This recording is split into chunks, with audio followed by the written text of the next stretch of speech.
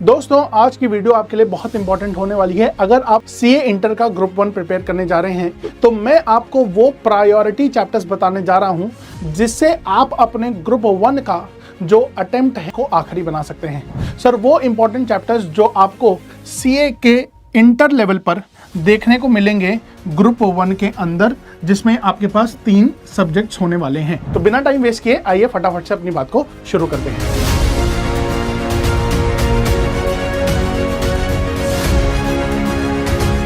आइए हम ये देखें कि ग्रुप 1 में हमारे पास पेपर कौन कौन से हैं। तो सर सबसे पहला पेपर होगा हमारा P1 एडवांस अकाउंट्स।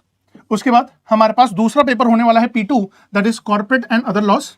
उसके बाद हमारे पास होने वाला है टैक्सेशन।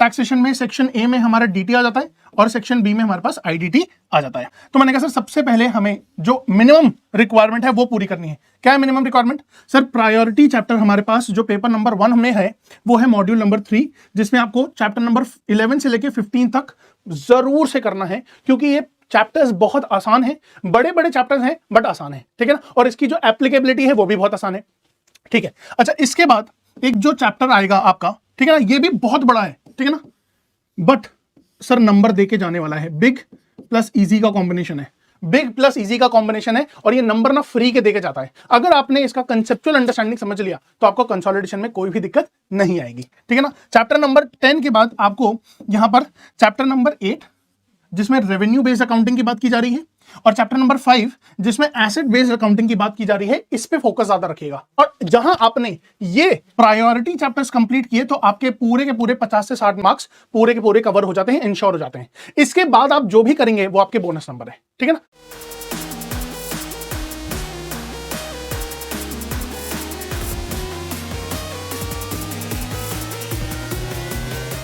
चलिए, तो मैंने कहा सर आपको मैंने पेपर नंबर 1 की तो स्ट्रैटेजी बता दी है, अब आपको मैं बताता हूं पेपर नंबर 2 में क्या करना है। पेपर नंबर 2 में कॉर्पोरेट एंड अदर लॉज में सबसे पहले प्रायोरिटी चैप्टर आपका कौन सा होने वाला है? सर आपका मॉड्यूल नंबर 3 में जो ये बहुत easy, very easy and small भी है, ठीक है ना, स्मॉल भी है, LLP, journal clauses act and interpretation of statutes. ये 3 चैप्टर आपने किए, आपके यहां पर 10-15 नंबर इंश्योर हो गए, शॉर्ट आपको मिलने वाले, ठीक। अब आगे चलते हैं। सर इसी मॉड्यूल नंबर 3 का एक बड़ा चैप्टर है, ठीक है ना, थोड़ा सा डिफिकल्ट भी लगेगा बच्चों को, बट ये पेपर में पूछा जाता है। अच्छा क्यों है सर ऐसा रीजन? आप कैसे कह सकते हो पेपर में पूछा जाता है, न्यू स्कीम का तो एक भी पेपर नहीं आया? दोस्तों इसका लॉजिक है, लॉजिक क्या है कि फेमा पहले सीए फाइनल के लॉ के सिलेबस में हुआ करता था, अब आ चुका है सीए इंटर में, तो यहां पर अपॉर्चुनिटी है आईसीआई के पास कि वो यहां से क्वेश्चन पूछेगी, ठीक है ना। तो इस अपॉर्चुनिटी का फायदा अपने को उठाना है, ठीक है, बात समझ आ रही है? हाँ सर। इसी तरह मॉड्यूल 2 जो आपके लॉ में अब दिखेगा आपको, वो पहले सीए फाइनल में हुआ करता था, अब आ चुका है सीए इंटर में, ठीक है। तो प्रिपरेशन जब हम करेंगे तो मॉड्यूल 1 कॉर्पोरेट लॉ का पहले करेंगे, मॉड्यूल 2 बाद में करेंगे।